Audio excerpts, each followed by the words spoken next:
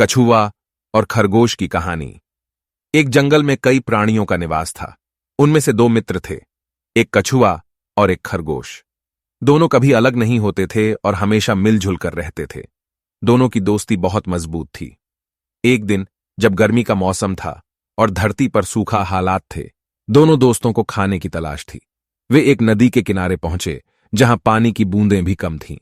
खरगोश ने कछुए से कहा, मेरे प्यारे मित्र, हमें कहीं खाने की खोज करनी होगी। यहां तो कुछ भी खाने को नहीं मिलेगा। कछुआ भी उसके साथ सहमत था और बोला, तुम सही कह रहे हो, हमें अपने घर जल्दी पहुंचना चाहिए। दोनों दोस्त घर की दिशा में रवाना हुए। वे जल्दी से जल्दी अपने घर की तरफ जा रहे थे कि खरगोश ने एक खुदरा सरोंठ देखा। वह सोचने लगा कि अब उस सरोंठ को पकड़कर उसे खाऊंगा। कछुआ ने देखा कि खरगोश उस सरोंठ की ओर धीरे धीरे धावने लगा है। खरगोश की तेज दौड़ में वह अपने मित्र को भूल गया था। कछुआ ने जल्दी समझा कि खरगोश को समय पर रोकना जरूरी है। कछुआ ने अपनी धीमी धीमी गति से दौड़ते हुए खरगोश के पीछे जाना शुरू किया। उसने खरगोश से कहा, थक जाओगे दोस्त, हमें जल्दी घर पहुंचना है।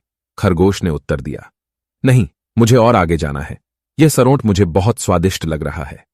कछुआ ने खरगोश को समझाने की कोशिश की, लेकिन खरगोश अपने मित्र के शब्दों को ध्यान नहीं दे रहा था। धीरे धीरे खरगोश की दौड़ और तेज होती गई।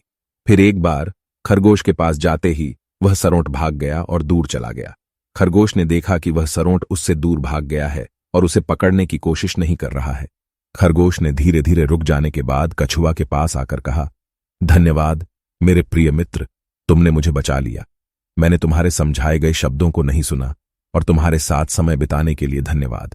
कछुआ ने प्यार से हंसते हुए कहा, दोस्ती में कभी भी धोखा नहीं होता है।